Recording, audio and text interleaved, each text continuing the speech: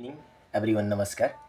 आज फेरि म तपाईहरु सामु केही बोटनी वनस्पतिशास्त्र सिटिभिटी अन्तर्गतका विभिन्न फ्याकल्टीहरु फार्मेसी, रेडियोलोजी, एचए, ल्याब लगायत विभिन्न संकायमा बोटानी विषय अन्तर्गत रहेर केही कुरा गर्न गइरहेको छु। जसरी मैले अघिल्लो सेसनमा बोटनी अफ ब्रान्चेस अन्तर्गत एनाटोमी र मोर्फोलोजीको कुरा गरेको थिएँ। फेरि पनि म रिकल गर्न चाहन्छु, कुनै पनि लिभिङ अर्गानिजमको हामी इन्टर्नल स्ट्रक्चरको कुरा गर्छौं भने हामी त्यसलाई एनाटोमी भन्छौं भने एक्सटर्नल स्ट्रक्चरको एक्सटर्नल फिचरको बाहिरको बनावटको बारेमा हामी पढ्छौं, अध्ययन गर्छौं भन्ने त्यसलाई हामी के भन्छौं त भन्दा मोर्फोलोजी भन्छौं। प्लान्टको केसमा हो भने प्लान्ट मोर्फोलोजी, एनिमलको केसमा हो भने एनिमल मोर्फोलोजी भनेर भन्छौं है। यसरी इन्टर्नल स्ट्रक्चर भनेको हामी एनाटोमीको कुरा गर्छौं भने एक्सटर्नल स्ट्रक्चर भनेको हामी मोर्फोलोजीको कुरा गर्छौं। अरु यस्ता थुप्रै ब्रान्चेस अफ बोटनी छन् जुन हाम्रो इन्ट्रोडक्सन पहिलो युनिट चाहिँ सिटिभिटी अन्तर्गतका विषयहरुमा छ। जस्तो साइटोलोजी भन्छ। साइटोलोजी भनेको स्टडी अफ द सेल। यदि हामी सेलको बारेमा, कोषको बारेमा कुरा गर्छौं भने हामी साइटोलोजी भन्छौं। सेल भनेको के हो त भन्दा it is the structural and functional unit of the life. हाम्रो जीवनको सबभन्दा सानो एकाइलाई हामी सेल भन्छौं। त्यसैगरी अर्को हुन्छ हिस्टोलोजी भन्छ। यो पनि एउटा ब्रान्च हो। यदि हामी टिस्युको कुरा गर्छौं, तन्तुको कुरा गर्छौं भने हामी त्यसलाई हिस्टोलोजी भन्छौं। सेल मिलेर चाहिँ तपाईको चाहिँ टिस्यु बन्ने गर्छ। टिस्यु भनेको तन्तु। यसको बारेमा हामी अध्ययन गर्छौं भने study of the tissue is called histology. यसैगरी अर्को ब्रान्च हो हाम्रो माइकोलोजी। माइकोलोजी भनेको स्टडी अफ द फन्जाई। फन्जाईको बारेमा पढ्छौं भने हामी त्यसलाई माइकोलोजी भन्छौं। अर्को हुन्छ फाइकोलोजी अथवा एल्गोलोजी। एल्गीको बारेमा पढ्छौं भने हामी त्यसलाई एल्गोलोजी भन्छौं। जस्तो स्पाइरोगाइरा, लेउहरूको बारेमा पढ्छौं भने त्यो एल्गोलोजी अथवा फाइकोलोजी भयो। त्यसैगरी अर्को हुन्छ ब्रायोलोजी। ब्रायोलोजी भनेको ब्रायोफाइट्सको बारेमा है। एम्फियन प्लान्ट्स पनि भनिन्छ ब्रायोफाइट्सलाई because they require water for fertilization. त्यो ब्रायोफाइट्सकोहरू प्राय मोइस्ट र ड्याम्प प्लेसमा, ओसिलो ठाउँमा, चिसो ठाउँमा भेटिन्छन्। तिनको बारेमा पढ्छौं भने हामी त्यसलाई ब्रायोलोजी भन्छौं।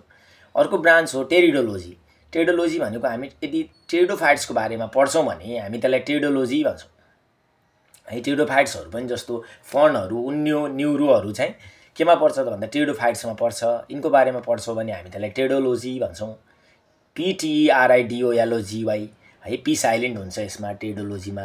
त्यसैगरी अर्को ब्रान्च हो लाइकेनोलोजी। यदि हामी लाइकेन्सको बारेमा पढ्छौं भने हामी त्यसलाई लाइकेनोलोजी भन्छौं। लाइकेन्स भनेको के हो त भन्दा lichens are the symbiotic association of algae and fungi. Algae र फन्जाई मिलेर लाइकेन्स बन्छ। लाइकेन्सलाई हामीले bio indicator of air pollution पनि भन्छौं। लाइकेनहरु तपाईहरुको प्राय एयर पोल्युसन भएको ठाउँमा, वायु प्रदूषण भएको ठाउँमा बस्न रुचाउँदैन है। जंगल एरियामा चाहिँ हामी विशेष गरी लाइकेन्सहरु भेट्छौं। लाइकेन्स बाट विभिन्न आइटमहरु बनाउन सजिलो हुन्छ। जस्तो कस्मेटिक आइटमहरु, डाइज, कलर, रङ कलरहरु बनाउँछौं। कुनै देशहरुमा फेमाइनको बेलामा, भोकमरीको बेलामा नन पोइजनस लाइकेन्सहरु मान्छेले खाने गर्छन् र एकदमै महत्त्वपूर्ण, एकदमै चाहिँ इकोनोमिक पोइन्ट अफ भ्यूबाट पनि लाइकेन्स एकदमै इम्पोर्टेन्ट छ। यसको बारेमा हामी पढ्छौं भने हामी यसलाई लाइकेनोलोजी भन्छौं। त्यस्तैगरी अर्को ब्रान्च छ इभोल्युसन है। कुनै पनि इभोल्युसन भनेको कुनै पनि लिभिङ अर्गानिजमहरु कसरी ओरिजिन भयो त, कसरी उत्पत्ति भयो त, त्यसलाई हामी इभोल्युसन भन्छौं। Study of origin of the living अर्गानिजमलाई हामी के भन्छौं त भन्दा इभोल्युसन भन्छौं। त्यस्तैगरी अर्को ब्रान्च के हुन सक्छ त भन्दा जेनेटिक्स हुन सक्छ। जेनेटिक्स भनेको के हो त भन्दा study of heredity and variation. वंशानुगत गुण र त्यहाँ आउने भेरिएसन, त्यहाँ आउने फरकपनाको बारेमा पढ्छौं भने हामी त्यसलाई जेनेटिक्स भन्छौं। अर्को हुन्छ फिजियोलोजी। प्लान्ट फिजियोलोजी पनि हुन सक्छ अथवा एनिमल फिजियोलोजी पनि हुन सक्छ। लाइफ प्रोसेस, कुनै पनि लिभिङ अर्गानिजमको लाइफ प्रोसेसको बारेमा हामी पढ्छौं भने त्यसलाई फिजियोलोजी भनिन्छ। जस्तो प्लान्ट फिजियोलोजी भनेको study of life process of plants. जस्तो प्लान्टले कसरी रेस्पिरेसन गर्छ, कसरी चाहिँ ट्रान्सपिरेसन गर्छ, कसरी फोटोसिन्थेसिस गर्छ, यस्ता कुराहरु हामी पढ्छौं भने दैट इज प्लान्ट फिजियोलोजी है। साथसाथै अर्को ब्रान्च के हुन सक्छ त भन्दा पोमोलोजी हुन सक्छ। पोमोलोजी भनेको स्टडी अफ द फ्रुट्स। फलफुलको बारेमा पढ्छौं भने हामी त्यसलाई के भन्ने त पोमोलोजी भनेर भन्छौं है।